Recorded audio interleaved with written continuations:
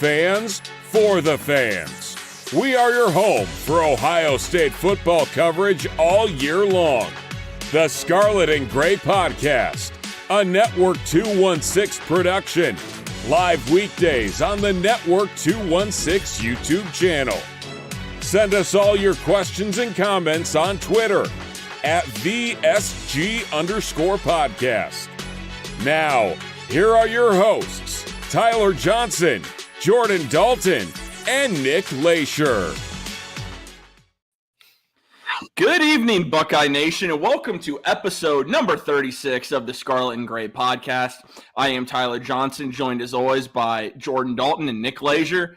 Gentlemen, how are you doing in this evening? Victory Monday for the Buckeyes. I'm excited. Get to watch our good friend Drew make his WWE main roster debut here in about an hour. So when's that match go on? What time? Do we know? It just says 8 o'clock. So anytime between 8 and 10. Word. But no, I'm good, man. Ready to talk about this game on Saturday. Another tough one, like we kind of predicted, but we got a lot to talk about. We'll get into it. Yeah, absolutely. Of course, before we do, just as a reminder, guys, just be sure, drop a like on the video. Subscribe if you're brand new to Network 216, as we're trying to reach 3,000 subscribers. And we can't get there without your help. We're trying to get there before the end of the year, so hopefully you guys can help us out. And as always, the Scarlet and Gray Podcast is proud to be a partner of Homage Athletic Apparel. And right now, as a new customer on Homage, you get 15% off your first order if you type in your email address upon your first order and subscribe to Homage's email updates. So again, 15% off your first order. Go get yourself some new Ohio State gear, including this shirt here honoring Ohio State legend Demetrius Stanley, who just passed away earlier this year due to prostate cancer. So great cause. Make sure you guys go check it out, homage.com. Boys, Ohio State went to Wisconsin on Saturday. The Buckeyes won. They won by 14 points. The Buckeyes really struggled offensively in this game, winning 24-10. They had 3 points at the end of the first quarter. It was 10-3 at halftime. Overall, I'll say this was kind of a tough game to watch. What were some of your takeaways from this game on Saturday? Defense gave up a lot of big plays, which we haven't seen. That's kind of like the biggest red flag from the defense that I saw. Offense just could not move the ball consistently the entire game. And if our two best players on offense weren't playing in that game, we lose. Those two players being Marvin Harrison Jr. and Travion Henderson. Those guys bring a lot to this offense, and we saw it. We saw it a lot this Saturday. So those were my two big takeaways from both sides of the ball. Yeah, I mean, defense stepped up when you needed it most, I thought they pretty much – everyone was talking about this rushing game from Wisconsin. You knew they were going to lean into it. Buckeyes held them under 100 yards rushing, which is huge. I know they ended up losing both their starting running backs, but, defense still blanked them out in the second half, but until late. But, it's just – it was a battle, and we kind of knew it was going to be a battle. Going to Camp Randall's never easy, especially at night. So, ball security has been the issue. And, TJ, you've touched on it almost every week, it seems like, that just McCord just needs to get better with the football. So, that was my biggest thing. Losing the turnover battle 3-1 is rough. Yeah, I think that McCord's security issues, he doesn't throw a lot of interceptions. Mm-hmm. He actually doubled his season total in this game by throwing two. Which is kind of crazy. I think more so ball security when he's in the pocket, holding the football. And then this is something I wrote down in my notes. He seems to throw an intentional grounding penalty every single game. Mm-hmm. I'm just also I just was trying to read through some of our stats and things that stood out. He's taken 13 sacks and the intentional groundings on top of it, which are essentially sacks as well. And I don't know if that's an offensive line problem or a McCord holding the ball too long and not processing the information in front of him fast enough. But it is definitely a trend that we have seen over the first 8 games of the year. I'll admit the one thing that I took away in this game is that, and again, there are quite a large amount of people on X, Twitter, whatever the social media site even is referred to now, that said, well, obviously this is how most teams are. Yeah, Marvin Harrison Jr. and TreVeyon Henderson are this entire offense. I don't know when Emeka Egbuka's coming back. I don't know if TreVeyon Henderson's going to play next. I don't know. But the reality is, you're going to have someone else step up. And we'll get to it. I don't know if Cade Stover, if they decided he was just going to block this entire game or what, but you kind of have a problem because let's say something happens and maybe TreVeyon, I'm hoping TreVeyon's healthy the rest of the year, but if he's not, you're screwed at running back because clearly he's your best playmaker at running back. And then let's say Marvin Harrison Jr. has to miss a game at some point. Then what? Because right now, guys, we are so reliant on 2 players. And I know, people say there are a lot of teams in college football the same way. I don't know. It seems like we rely on Marvin Harrison Jr. And if he's not open, the offense falls apart. Clearly, the offense just falls apart if Marvin Harrison Jr. doesn't get the football. And if TreVeyon Henderson isn't on the field, these guys look lost. So TJ, I want to back up your argument a little bit because I think you're making really good points. TreVeyon Henderson had 24 carries, which is the most he's had in a single game this year by far. We didn't see Mayan Williams at all. We only saw Trip Trainum come onto the field for 6 carries, and he had a 2.2 yard per carry average. So he only rushed for 13 yards. TreVeyon Henderson finished with 24 carries, 162 yards, 6.8 yards a carry, and he finished with that awesome 33-yard touchdown that we saw late in the fourth quarter. So to prove your point, he is our guy at running back. We haven't really seen any production other than him from these other 3 guys. Dallin Hayden, we have been, pounding the table for him to get the football. They just don't want to play him this year because of redshirt rules, which I think is baloney because he's the second best running back on this football team. Yep. And then to go on for your Marvin Harrison point, Marvin Harrison, he's the Heisman front runner in our eyes because we're homers, but I think a lot of people are starting to see that he's number 1 right now. He's kind of running away with it. He finished with 6 receptions for 123 yards, averaging 20 yards per catch with 2 touchdowns. So outstanding game from him. Our second leading receiver was TreVeyon Henderson. Yeah, I was going to say that later, yeah.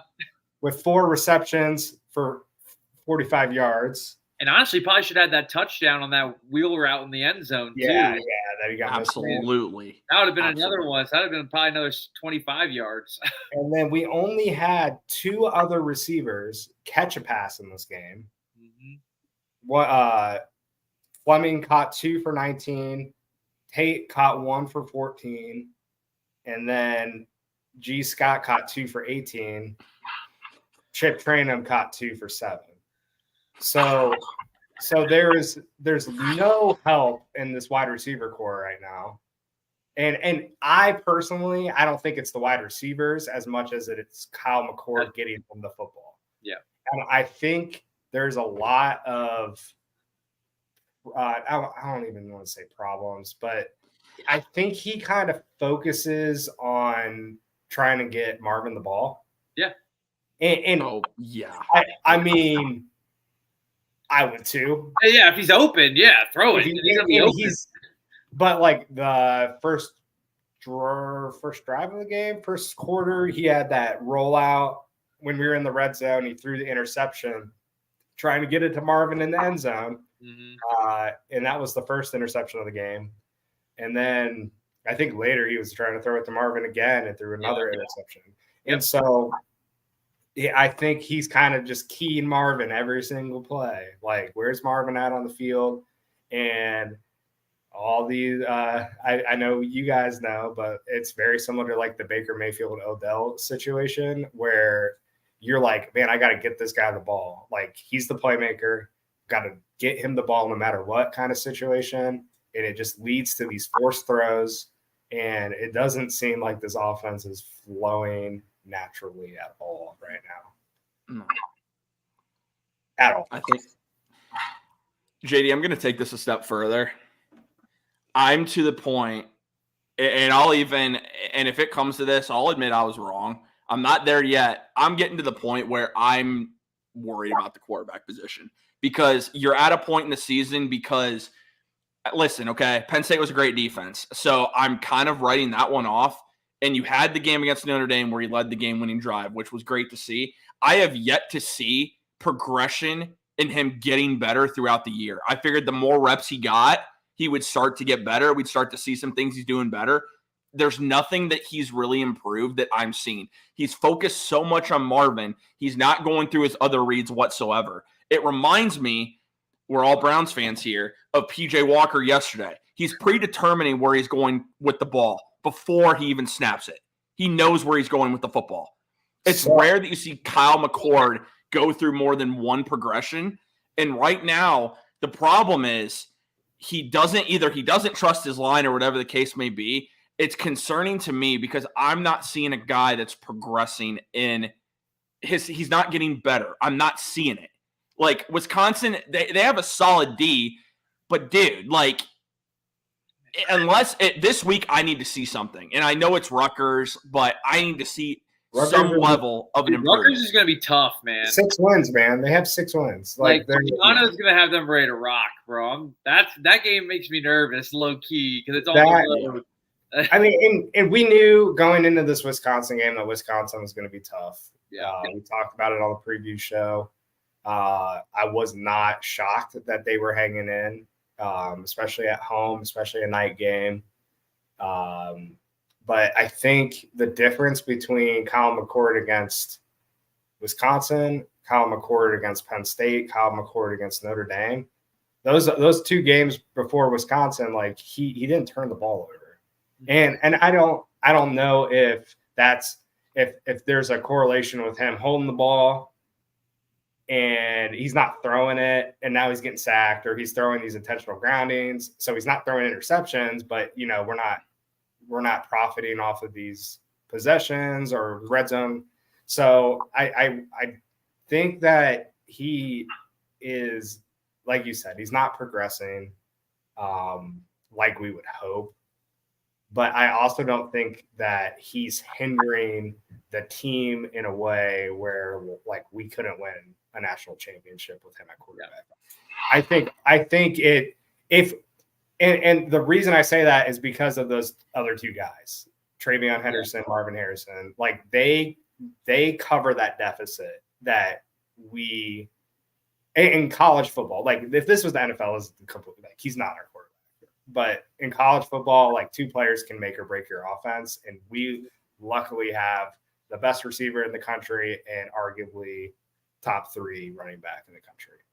And I think that we definitely saw the difference that Travion Henderson makes through the break this week. So I'm not ready to throw in the towel on Kyle McCord because I think just his ability to throw the ball downfield and get the ball to Marvin, can be enough for us to win big games. And we've seen it. He's already won a couple. It's just a lot, man. Like it is. I know, like not having a Mecca is huge, like that, and that really shows too, because of just how much he just focuses. Like you're saying, he's force feeding Marv right now, and Cade Stover doesn't even get a target on Saturday. Dude, I just cannot get over that. Which is super, uncharacteristic. Because he was on pace to have the best season ever as a tight end at Ohio State. I do have one more stat that I wrote down that I'd like to touch on. And this is the offense. This is an offensive stat. So the offense has been doing pretty solid. If you look at their yardage, over 400 yards a game, which is pretty good, almost 420 yards.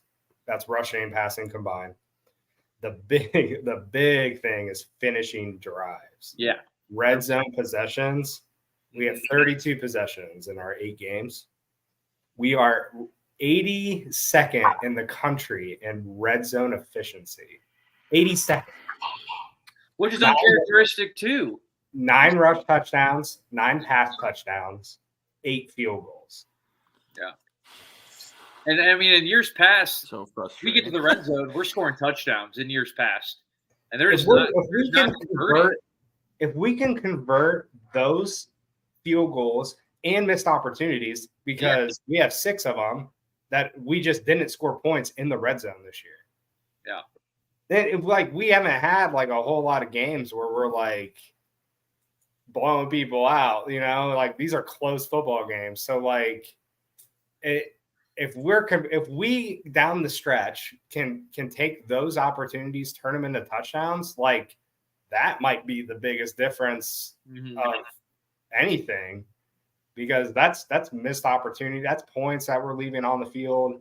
Well, and maybe that's why Ryan Day was like, "Hey, man, let's put this Devin Brown package in, try to get some extra red zone touchdowns," and then that kind of backfires because he gets hurt, and now you're kind of screwed in the red zone, other than maybe a power run, but you're not really getting much passing touchdowns. It seems like in the red zone, it's been plays from outside. Yeah, the red zone, and we haven't even talked about the fact Kyle McCord's hurt. Yeah. I had that. That was next on my. We don't even know. Dude can barely walk.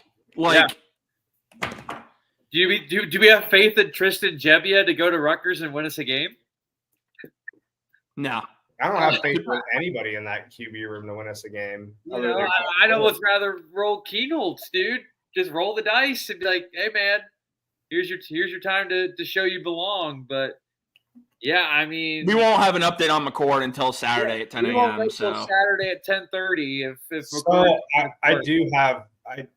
This is kind of speculation or our part. We don't know squat but if we could make the decision, let's say Kyle McCord's not playing, like he sprained his ankle, he's out for a week or 2, and you have Rutgers coming up. Do you go with Gebbia? Like, what does Gebbia give you? Experience. That's it. That's Dude played for 10 years. That's it. But why would you play him other than he has experience? You don't want. I don't have a good reason for you. Yeah, I don't know. They just like you lose the game, you get nothing out of it, right? So my idea is like if you play Keenholz, and let's say, because I know what we think about Keenholz, but like let's say he goes out there and he balls, like he's your guy. It's not close. Well, and not your guy. He's not your guy yet. But let's say he goes out there. He plays the best we've seen a quarterback play this year. And then, oh my gosh, now we have a QB decision that we have to make. And I'm pretty sure they're not going to send McCord back out there on a bum ankle until he's 100%. There's an opportunity. Keenholz could be our starter by the end of the season. Maybe. Hey, man. I don't think it'll happen, but maybe. I don't think so. I don't think McCord starts against Rutgers. I think he has the most potential out of all the quarterbacks in the room right now. Yeah. Oh, that's not even 100%. Close. Absolutely. Devin Brown can't even throw a football, and he's hurt. Yeah. I don't know, man. We're in a rough situation. We're in a rough situation right now. It's going to be a long week of just people trying to get it out of Ryan. Like, well, what's going on with McCord? What's going on with McCord? Like, and he's just, you know how he is. He's going to keep his mouth shut until we get the injury report on Saturday. But, yeah, I feel like if McCord can't go, they're going to go Gebbia solely based off, well, he's got experience. He's our best shot. Has he played a lot? I think he only started maybe it was a handful of games. It wasn't like he was like a 5-year guy like Hartman was kind of deal. Like he was just a backup that played some. Dude, he's been at Nebraska. He's been at Oregon State. Yeah, I mean, the dude's 25 years old. Like, he played at Nebraska 1 year, Oregon State for 4. Now he's at Ohio State. Yeah. And the only reason he's even here is because he's going to be a coach. He's going to be a GA. Yeah. So that's his career stats. The dude has 2019. He actually played. He had 347 yards passing, 2 touchdowns and a pick. Played in 2020, 820 yards, 3 touchdowns, 3 picks. And how many games was that in most recently? I'm looking here. That was in 2020. He played. It looks like he played one game last year, 79 yards. Yikes, dude! So, I don't care how much experience the guy has. I'm rolling out Lincoln Kienholz against Rutgers if I have to do it because there's another element too. He's got the legs. He's got a really good arm. Yeah. For sure. I think he just the athleticism alone is going to give a lot. He started 5 games in 2020, by the way. Yeah. His quarterback ratings were 72.1, 35, 16.1, and 47.1. 16.1? Yes. Dude, I can't. I don't know if I'm going to be able to watch if that guy's our starting quarterback on Saturday. Travion, I might have to just listen to it. Travion's going to get fed the rock, man. I don't think that happens, honestly. I think Kienholz would play before he would. I would hope so, but the thing is, we don't know. There's been nothing because I even searched. I don't see anything even on McCord. Ryan Day says he's going to be fine. What does that mean? Yeah, he just said he got banged up, but he'll be okay. That's what he said. He'll be alive on Saturday. Yeah, that's what he said in the post game. He's like, yeah, he got banged up there, and I'm really proud of how he went out there and fought. But yeah, he'll be fine. It's like, okay, dude. Once he got hurt, the dude he couldn't walk, man. Did they say he was in a boot leaving? No, he had his ankle all wrapped up with ice, though. Dude, he was barely. He was lower leg. It was all iced up, and he could barely walk. Yeah. So, no crutches in that boot, but I don't know. I feel like if McCord can't go, you got to. Hopefully Emeka's back next week, so then you have another wrinkle to your offense. You know what? You brought up a good point. Let's talk about that for a minute. What's going on with Emeka Egbuka? Seriously, we got to talk. What is going on with Emeka Egbuka? Is he still hurt? Are we getting JSN'd again? That's what I'm wondering. Why did he travel? Why did he dress? Why did he go through pregame warm-up if the guy isn't going to play? What's the point? Seriously. Is Devin Brown out for a while too? Yeah. They haven't said anything on Devin. They said he's out for a couple of weeks at least. So he won't be ready to go for Rutgers. That's why you use a goal line package with your backup quarterback. But yeah, I don't know what's going on with Emeka. Everything leading up to the Saturday, it's like, yeah, he's gonna play. He's ready to go. He's 100%. Blah blah blah. Then he just didn't see the field. I don't know if he was like a healthy scratch and they were just like, we're gonna save him another week, or if I don't know. I don't know what's going on with him, dude. So it's gonna be something to keep an eye on. But I hope he's not JSNing us. That would suck. At least he's gonna be back next week, according to Ryan Day. I've only heard that for 2 weeks. What do you think, Jordan? What's your opinion on that? Dude, I don't know. It's just so frustrating. I will say, Carnell Tate's been getting a lot of playing time, but he's not getting the football. No one is besides Marvin. And that's what I'm saying. It's like there's got to be a quarterback in there that could spread it around better than what McCord's been doing. And I hate criticizing because I've never played the position, but I've watched a lot of football, and I think I'm pretty smart. But Marvin Harrison, if he's the only guy you're throwing the ball to, it's gonna work a lot of the time, but they also double and triple team him. Mm-hmm. They bracket him a lot, and that's when McCord gets sacked. It seems like is when they're rolling double over. He can't seem to find the open guy. I don't understand it, dude. I don't know if he's not trusting his eyes, if he's just getting happy feet back there. Because it seems like the sacks he takes, he's holding the ball for a long time. There's not a lot of times where he's getting sacked right off the snap. It seems like he's kind of just sitting in the pocket, just kind of waiting around. And I don't know, man. it makes me nervous for sure. And I know we've talked about McCord a lot, but because it's the biggest concern right now. Yeah. I mean, because the thing is, guys, like, okay. TJ, what did you say? Mm-hmm. You sent us a text. What did you say about this team if it wasn't for our defense? If it wasn't for our defense? If we had our defense from last season. Oh, this team probably has 3 or 4 losses. I would probably agree with that for sure.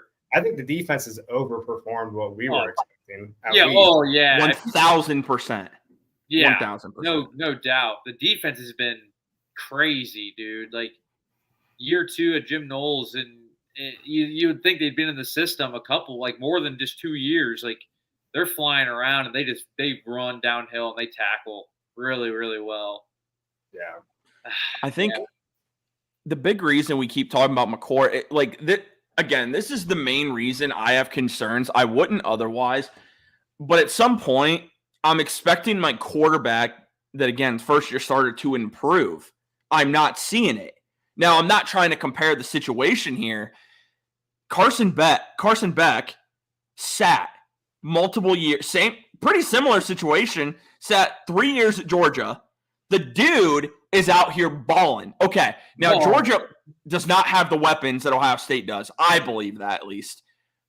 I should be seeing some level of progression from Kyle McCord. I'm not seeing it.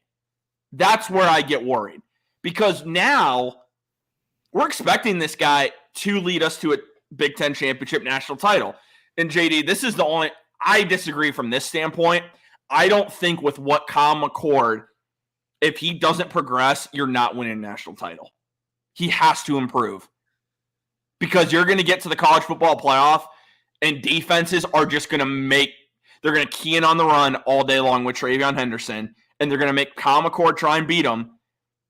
And Kyle McCord has not proven right now that he can win me a football game by himself. At that level. I remember preseason we were talking about the competition between McCord and Devin Brown. Mm-hmm. And one of the questions that you asked TJ was, is there a reason that there's a QB competition? Because Kyle McCord has been in the system for 3 years. And he's been under Ryan Day. He should know this offense. Like, he should be the starter. Why is it a QB competition? And that just got me thinking. I was just thinking when you were talking, I was like, maybe there is a reason why there was a competition. Maybe Kyle McCord just doesn't have it. Right. He's got enough to win these games, but if this is true, you bring up a good point, JD, but let me play the other side of this. If that is true, why did Ryan Day not go to the transfer portal and get a quarterback? Because there were quarterbacks that Ohio State you can get any quarterback to come to Ohio State with the weapons that you have here. Yeah. Arguably, sure. Yeah, but there's also a thing where you have to trust your process. And if you have a QB room of, a 5-star, a 4-star, you just brought in a 4-star, you already got a transfer. You have 4 quarterbacks in your room. Like, you have to trust your recruits at some point. Like, you can't bring in somebody to replace McCord and he's your 5-star. Right. That's his baby, dude. McCord's like his dude. Yeah. So, and sometimes you miss on those guys. And, Carson Beck and McCord, both 5-star quarterbacks. Carson Beck might have just been a legit 5-star. I don't know. There's so much to it, and who knows, man? Maybe McCord. It looks less and less likely, but maybe he figures it out. I hope so, dude. Because I need him to do it. This offense, the defense, there's not many. I don't think they got many more games where they're holding teams under 15 points, dude. It's been every game, though. I know. And every week I feel like we say, the offense is going to have to really, really keep stepping up. But every week, dude, this defense is just unreal. There's a game on our schedule that is worrying me right now. Oh, God. And it's not Michigan or Rutgers. So it is Michigan, 100%. Oh, yeah, dude. Yeah. And I know we probably don't want to talk about it too much, but yeah. Dude, we could talk about whatever, honestly. It don't matter. We want to talk about it, we can talk about it. Let's cover the defense, and then we can get into the other stuff. Yeah. That's cool with me. The defense is just performing at another – this is the best defense in college football. I would agree with that. Yeah, it's almost the exact same situation as 2002. Yeah, that's what my dad was talking about it today. Yeah, like Craig Krenzel, like, you know, he won a national title, but that offense was kind of booty. Outside Maurice Clarett. Yeah, Travion Henderson. Yeah, it is very similar. And then they had a really killer defense. Mm-hmm. So I want to talk about the defense. You know, they're number one to us, college football. I think up there with Georgia. Georgia's defense is pretty legit. Michigan has a really good defense as well. I think the only thing we haven't really seen is a high-powered offense, like I want to say USC is high, or like a Washington, Oregon type deal. Yeah, Oregon's got a good offense, basically. But I think just what we've seen, they had, like you said, sure tacklers. They play within their scheme. They don't allow big plays. Our corners on the outside have been amazing. Awesome.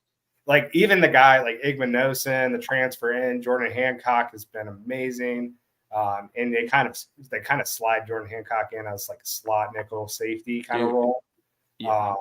And he's been playing that really well. Shout out to Nathan Baird from Cleveland.com, who we had on the show last year. We'll have to get him back on for giving us the heads up on Jordan Hancock anyway, because we wanted to talk Denzel Burke about being the best corner, and he was saying it's Jordan. He thinks it's Jordan Hancock. Now, that might be a different response this year. He was saying Jordan Hancock last year, but Jordan Hancock was just injured.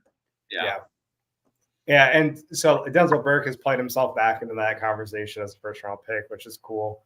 Because we were really disappointed with his season last year. Just from his freshman year to his sophomore year to now. Yeah. He's really made that leap that we wanted to see last year. So I think they're in the conversation for best defense. But I'd like to see them beat Michigan first before I say that. Yeah. See, I think the big thing is just with this defense, kind of like you said, I don't remember which one you said it, but how long can they hold up? Especially, I think that's really a fair question. How long can this defense carry you? And that's the thing, dude, is that the defense, they aren't really like substituting a whole bunch. Like these starters are playing a ton of snaps. Like they're playing a lot.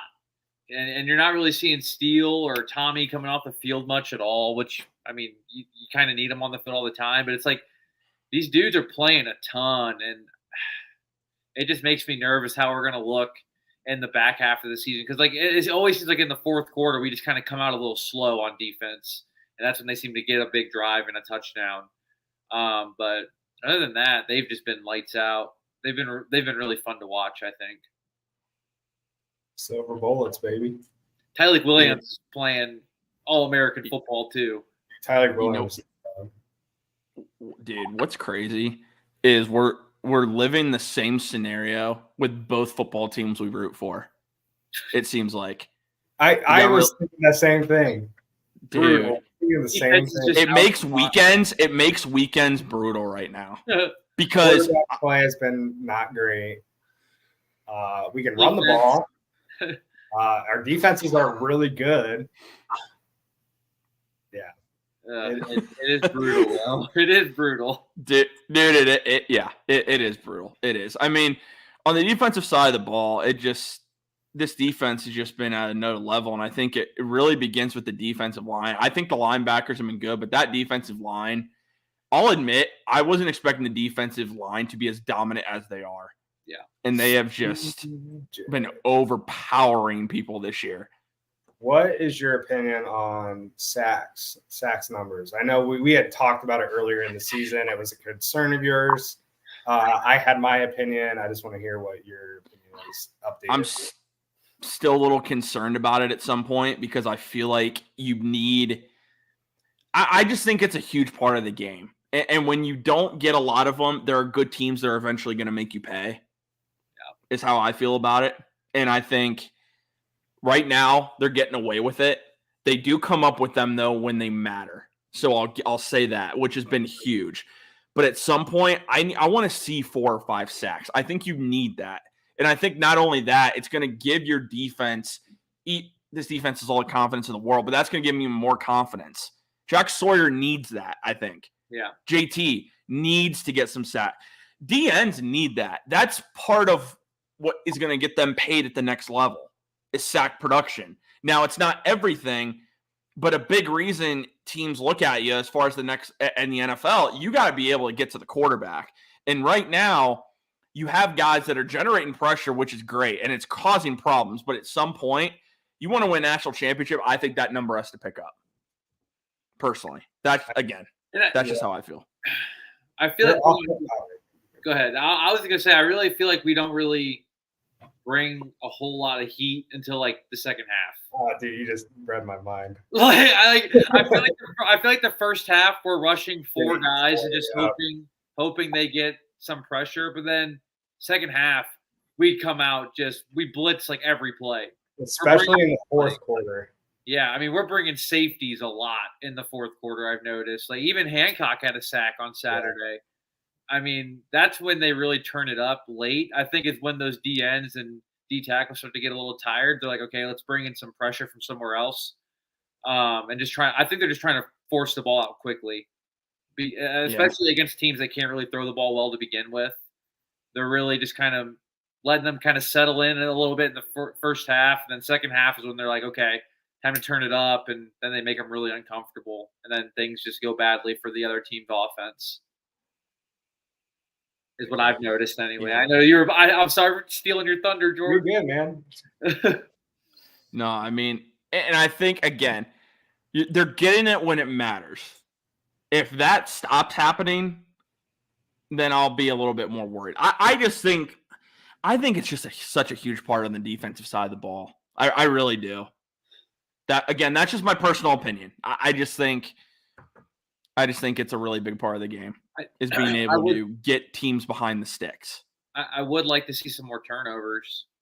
I know we had 1 on Saturday, but I feel like we should have had 3. Yeah, I mean, especially in the passing game, I feel like our corners and safeties are always just in really good position, and they're in position just to like get pass deflections. But I feel like there haven't been a lot of opportunities for dudes to come flying in and making interceptions, like the DB did on Kyle on his second interception.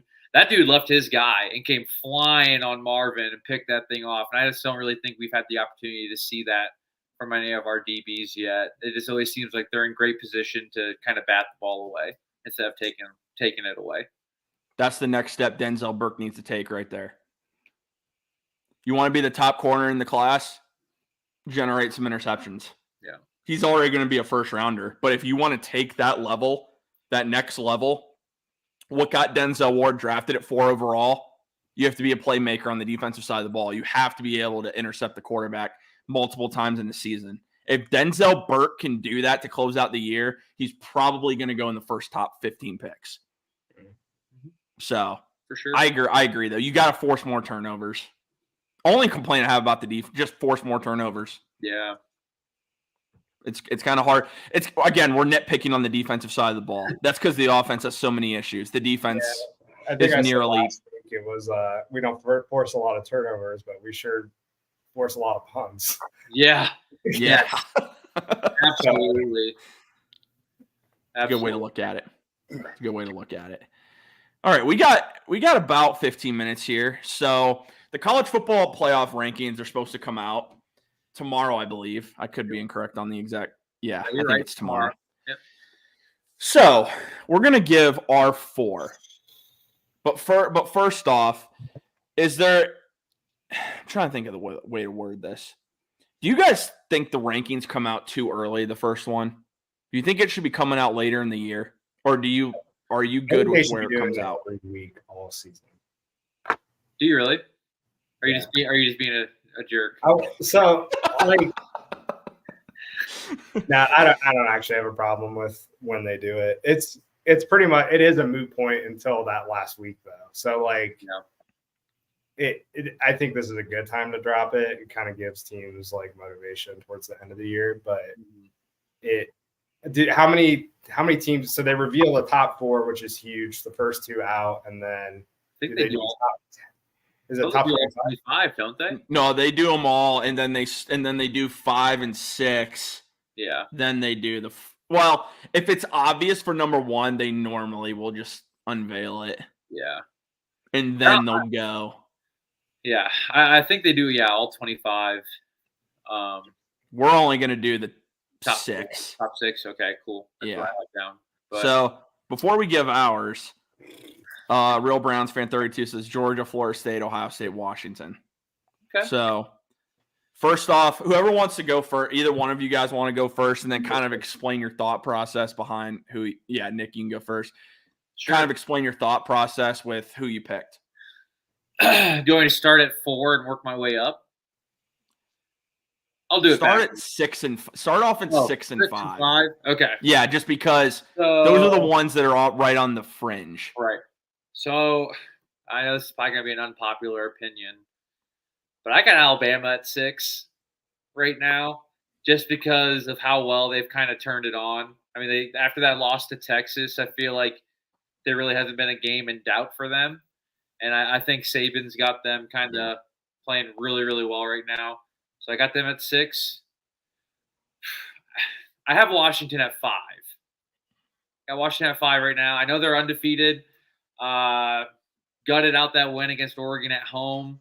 But honestly, I think Oregon's the best team in the Pac-12, and I think they get them later on in the year. So I got Washington at 5. I have Oregon at 4 right now. I know they're 7-1. But I got Oregon at 4. I think they have like I said, I think they're the best team in the Pac-12. I think they're going to win the conference at the end of the year. And I think if there's a one-loss team in the Pac-12, they're going to put Oregon in over Washington. Number 3, Michigan. They're in until if anything comes up this season or whatever. But I think they're in right now just because how dominant they've been over their wins. I know that their strength of schedule is in the garbage tank, but they just leave nothing. They leave no doubt out there when they play. So got them at 3. Georgia at 2. Again, they've been winning, but I got Ohio State at 1. I know that probably seems biased, but I feel like strength of schedule and we have 2 big wins, 2 top 10 wins on the road at Notre Dame, and they had obviously the Penn State game at home. But I think just based off those wins alone right now, just because we have 2 big wins, I feel like they're at number 1. But obviously, it's all fluid. But it's hard to tell because there's so many really, really good teams, but there's no one that's like, holy crap, these are obviously the front runners. You can argue Georgia, but at the same time, their biggest win right now is probably Kentucky, maybe? It's Kentucky. Yeah. Their biggest win's Kentucky now. And Kentucky's lost 3 straight. So it's like they play Missouri, they still play Ole Miss and Tennessee. Yeah. So, and I think they're gonna roll those last 3 teams, dude. Tennessee, I think, is not as good as people think. So yeah, I got Georgia at 2 and Ohio State at 1. Would Georgia and Alabama play each other in the SEC championship? Yeah. Yep. And I think Bama could get them. I do too. All right, JD. Yeah, I'm gonna agree with Nick. Alabama at 6. I think that they are slowly improving, and they get better every week. And what looked like a team that was on the down sure looks like old Alabama. So I'm going to put them at 6 just because that one lost to Texas earlier in the year. 5, it is – I'm going to get so much crap for this. I'm going to put Michigan just for this first rank. They still have not played a team that has a top 100 offense. Oh, wow. I'm pretty sure. Brutal. And they haven't played a top 25 team this year. Their strength of schedule is the worst out of the top 10 teams. I say they have all their tough games literally coming up. Yeah, so I mean, there's going to be some changes, obviously, by the end of the year. So currently at 5. At 4, I have Florida State. Just because they're in the ACC. But the ACC has historically not been good. Yeah. And they really haven't beaten anybody like super tough yet. So I'm going to leave them there. But they are, from what I've seen, they are tough. Really good. Yeah, they are tough. I mean, they're top 4 in the country. So number 3, I'm going to have Ohio State. Number 2, I have Washington, just because they have the win over Oregon. If they didn't beat Oregon, they are horrible, but they have the best win out of anybody yet. And then number 1, Georgia. Okay. All right. So a lot of this is flexible. I'm purely going off of who you've played so far. Fair. What your resume is. And so it can change. I think Ohio State just hasn't had a blowout win. That's why they're not higher. Yeah. A blowout win over a good competition. They played some really good teams. So I think 3 is a fair spot for them currently. Yeah, no, it's fair. And I think that's where they probably are going to end up being, but we'll obviously see tomorrow. All right.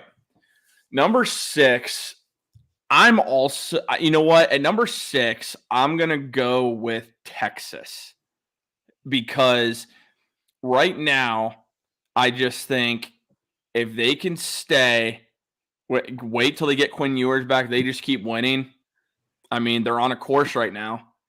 They win the Big 12 championship. I think they're going to get in. I will say if they keep winning and they win out the Big 12 and there's a 1-loss Alabama and a 1-loss Texas, they're going to get in over Texas. Yeah, Texas will get in over Alabama.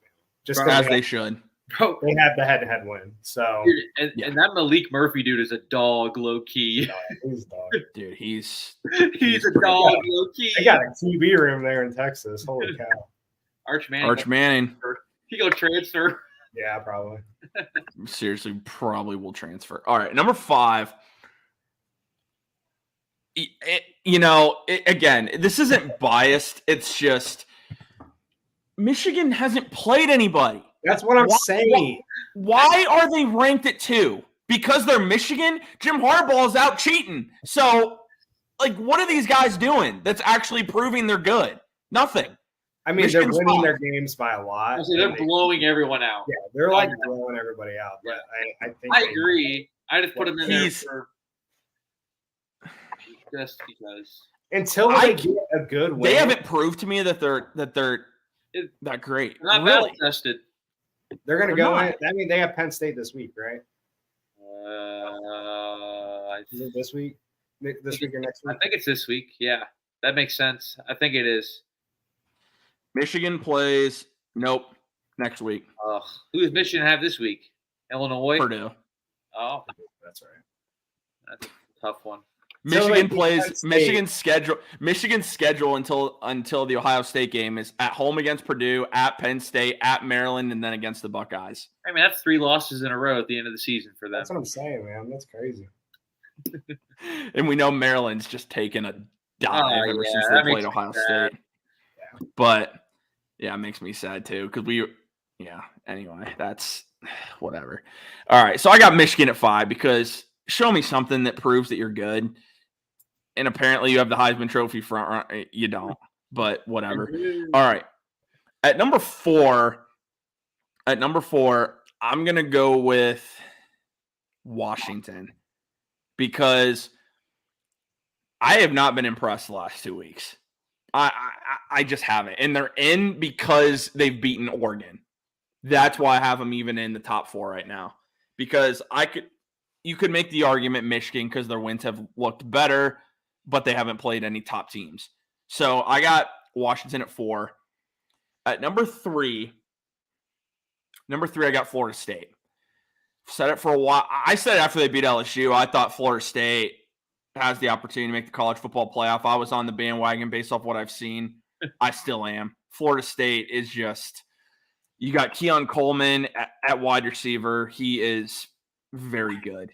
And Jordan Travis has the experience. They got a good running game, good defense. They're at Pittsburgh, at home against Miami, play North Alabama at home, and then they go at Florida to end the year. I think they run the table. I think Florida State runs the table. So I got them at 3. Number 2, the only reason I'm doing this is because I think this is how it's going to play out. If Georgia didn't beat Kentucky by the way they did, this might be different. But because Georgia does have a top 25 win on their resume, they will be number 1. I think that's because right now no one's touched them whatsoever. So, and they're without Brock Bowers, and it doesn't seem to really make a difference. Buckeyes are 2, and they're 2 because even though they have the best resume so far, because they do, beating Penn State, even though it wasn't pretty, you won. You beat Notre Dame on the road, and Notre Dame is going to be higher than people think too, because Notre Dame has a gauntlet of a schedule, and even though they got 2 losses, I think Notre Dame will be in the top 10 with 2 losses. Probably. Because I think they deserve to be. And then, I think Ohio State at 2, just because, again, if Georgia didn't have that win against Kentucky, I'd have Ohio State at 1, but I just can't put them above Georgia right now. Even though the Buckeyes have the best resume right now. I just had to do a little bit of a quick little research because I was not prepared for this little segment. Strength of schedule for Michigan. Oh, God. You ready for it? 117th in the country. Strength of schedule for Georgia. 110th in the country. Strength of schedule for Ohio State. 11th in the country. That's 11th, really? Not 11th. That's Notre Dame. Sorry. Oh. Notre Dame, absolute. Yeah, that's crazy. Notre Dame should be.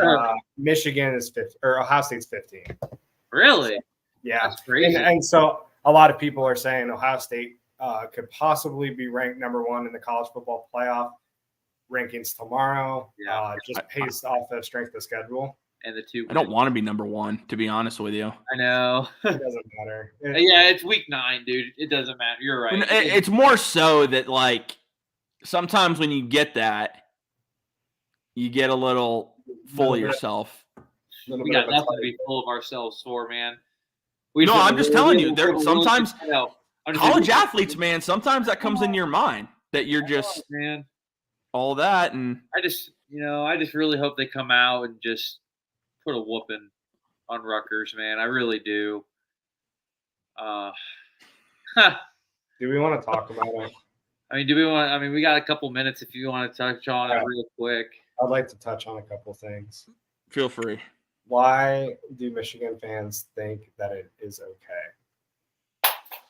Because Jim Harbaugh is the Lord and Savior. And he deleted all of his tweets dating back to 2020. And he almost got fired because he couldn't beat Ohio State. So then they extended him. They think they are trying to justify that, like, taking it this, like, they're taking a stance that, like, it by the rules it's okay. Yeah. Yep. By this loophole in the rules, us stealing your signs is okay. Yeah. And I'm just like, it's not even okay. If it, I don't know. It shouldn't even be. They shouldn't even be a thing. Yeah. Shouldn't even be a thing. It just doesn't. And I feel like every day there's just something else that comes out. Like, why? Why do you need to have a database of the teams you play? Like football? Like we talked about it last time. It's a game of chess. Like it defeats the whole purpose if you know what the team's going to do. Exactly.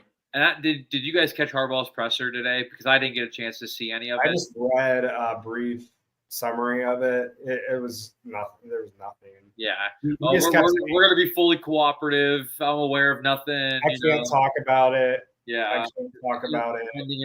All the investigation, whatever. They asked him about his contract extension that was supposedly away, and he said it wasn't true. Yeah, well, no, he said he couldn't talk about it.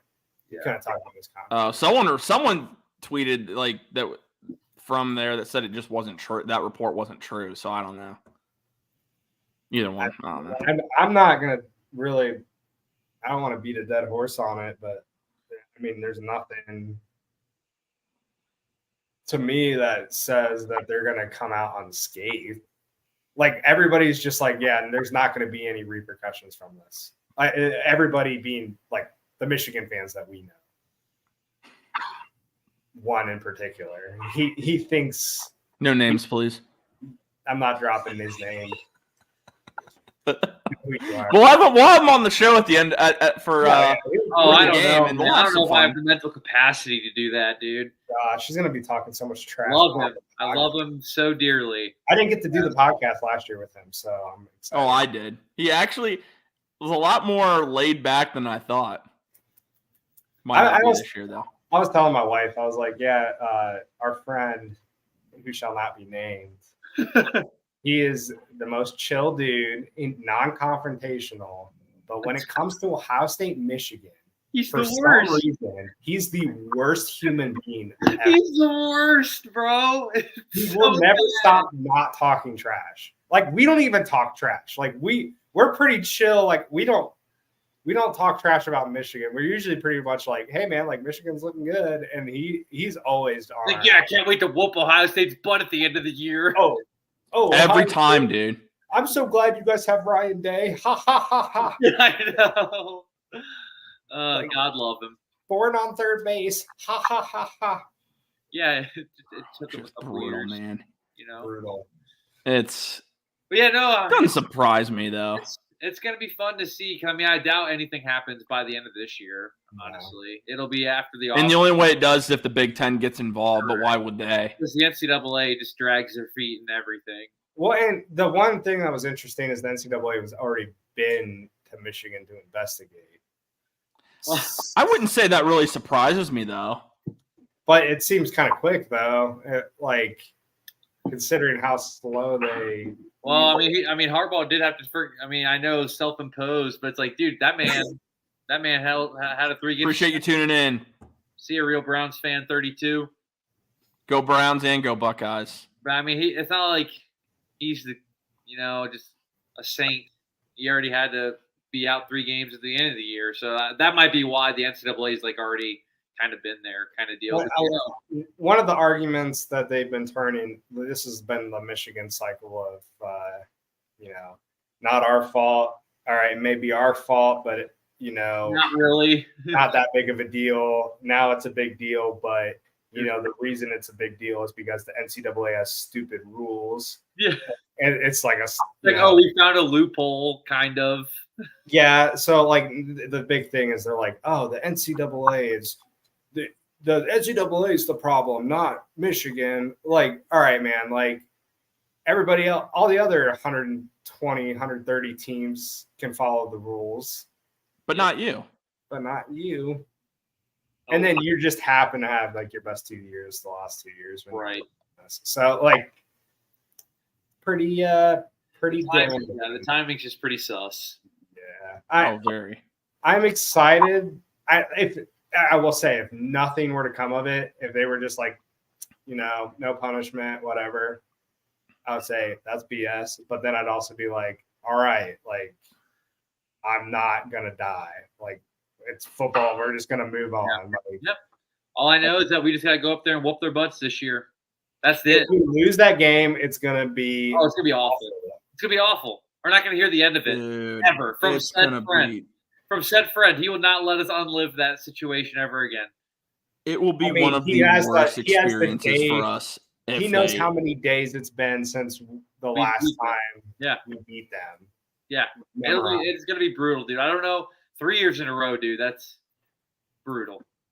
Yeah, but 15-4 in the last 20 for us. I know. We've had a great run, so we just got to let them get their couple, and then we can get back on track. Yeah. Hopefully. Oh man, as we're wrapping things up, guys, is there anything else you wanted to add? Washington. Actually, I got one real quick. Oh, shout out to Kansas University football seems to be like they're back. Absolutely fantastic game against Oklahoma. I watched that entire game, all 5 hours of it. Oh, did you watch the delay screen too? Huh? No, I had it on the multi view, but technically I was watching the whole time. Kansas, man, if they can somehow get Daniels back at quarterback, I don't know. I'd love to see them get a shot at Texas again, but we'll see. We'll see. But just wanted to shout out Kansas because it's awesome seeing that they've been completely turned around. Just a couple quick notes from the games this weekend. USC still trash. Big trash. Almost losing to Cal. Caleb Williams let me down, bro. I needed 3 touchdowns. What do you have? 2? 2. Hey, they had like 6 rushing. They had like 6 rushing touchdowns. Did you I was mad, man. Did you watch that game, Jordan? I did not. I was done. I was done watching noon football. I had to go get some dinner and stuff before the Ohio State game, so I missed it.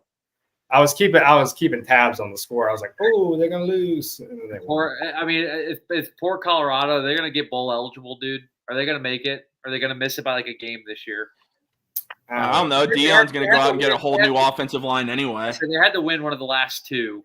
I feel like for them to have a great chance, but since they lost both, it's like, Deion's like, well, we're just gonna go to the portal, get all new linemen. See ya. They might be able to do it, honestly. Yeah, I wouldn't doubt it. I'm excited to see what happens with them in the future, just from a pure team building standpoint. Yeah, for sure. Washington is not looking good. Did he have 2 picks again? Yeah, he just did not play good. His Heisman hopes are down the drain. 100%. Gosh, he was on fire for some, and then the best win of the week for sure was Oregon whooping Utah at their place. At Utah. Crazy, yeah. That was. I think I liked what you said about Oregon being higher just in the rankings, because I think if they played Washington again, it wouldn't be close. Or even a neutral location, dude. Because, Washington's a tough place to play. It was loud there. It even came down to the wire. But, dude, they're tough. They're really good. I like to see a rematch for sure. That would be sweet. Yeah. So cool. All right. Anyway, thank you guys for tuning into episode number 36 of the Scarlet and Gray podcast. As a reminder, guys, drop a like on the video. Subscribe if you're brand new to Network 216, as we're on the push for 3,000 subscribers before the end of the year. We're gonna be back with you guys for Saturday morning for the Ohio State versus Rutgers game day preview, so you want to make sure you don't miss that. But anyway, this has been episode 36 of the Scarlet and Gray podcast. Talk to you guys all again soon. And as always, go Buckeyes.